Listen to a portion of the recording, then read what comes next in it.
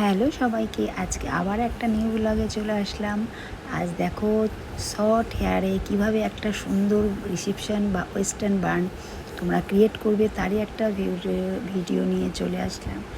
আজকের হেয়ারটা দেখো কতটা ছোট, একদম একটুখানি হেয়ার লং, বেশিটা লং না। দেখো একদমই শর্ট হেয়ার। এই হেয়ারটা কিভাবে করছি আজকে শুধু ব্যাকেই দেখাবো। হেয়ার জেন্ট নাহলে একটা অনার হলে অনেকটা লং হয়ে যাবে ভিডিওটা।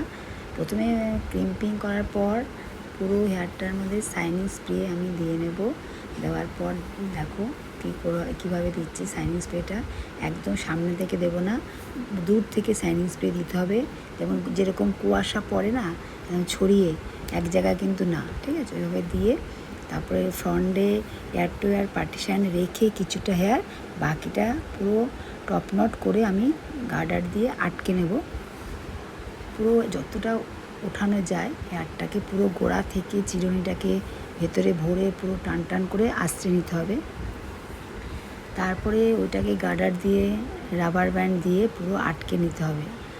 তারপর তার তলায় একটা বান বসাতে হবে, যেটা ডোনার ভাঁজ করে তোমার যেরকম সুবিধা হবে সেইভাবে একটা ডোনার নিচে বসিয়ে নেবে, যাতে বানটা বোঝা যায়। কেন হেয়ারটাতে একদমই কম, ভেতরে একটা নিচে একটা সাপোর্ট দিয়ে নিতে হবে বানের। দেওয়ার পর ওটাকে চারিদিক থেকে কাটা দিয়ে পুরো সেট করে দিতে হবে। ইউপিন কাটাগুলো যে হয় সেগুলো দিয়ে পুরো সেট করে দিতে হবে। তারপরে তোমাকে খেয়াল করতে হবে পুরো হেয়ারটাকে ছোট ছোট সেকশন করে নেবে।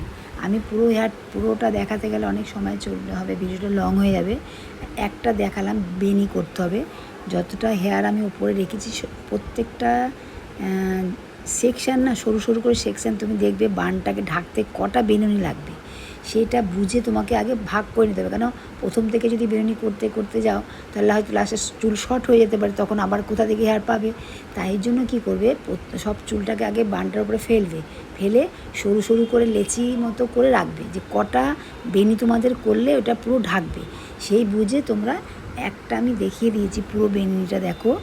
আর এর হেয়ারটা এতটাই ছোট, অনেকক্ষণ টাইম লেগেছে, কারণ বেনুনি থেকে ছোট ছোট হেয়ার বেরিয়ে আসছে করছি যখন। এবার ওই বেনুনিকে হার্ড স্প্রে দিয়ে সরু সরু করে সেকশান করে তারপরে এটাকে বেনুনি করছি।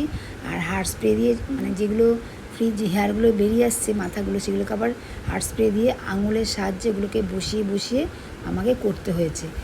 যাই হোক, ওইভাবে পুরো হেয়ারটাকে তোমরা বেনি করে করে স্প্রেড করবে, আঙুল দিয়ে বেনিটাকে হার্ড স্প্রে দিয়ে সেট করবে। তারপরে গোড়ায় সেট করবে, প্রত্যেকটা বেনি নিয়ে নিচের দিকে সেট করবে। এরকম একটা দুটো করে 10-12টার মতো বেনি করতে হবে, আমার তো ওরকমই লেগেছিলো। ওইভাবেই করে তারপরে তোমাকে সেট করতে হবে। তোমরা যদি আমার এরকম সুন্দর সুন্দর হেয়ারস্টাইল শিখতে চাও আমার ব্যাচে অবশ্যই জয়েন হতে পারো। আর তাছাড়াও তোমাদের যদি কোনো প্রবলেম হয় হেয়ার নিয়ে, কীভাবে হেয়ার করব, ছোটো হেয়ারে কী করব, বড় হেয়ারে কী করব, আর এরকম আমি অনেক রকম ভিডিও তোমাদের কাছে সাথে শেয়ার করব। তোমরা যদি আমার পেজটাকে সাবস্ক্রাইব করে রাখো তাহলে দেখতে পাবে।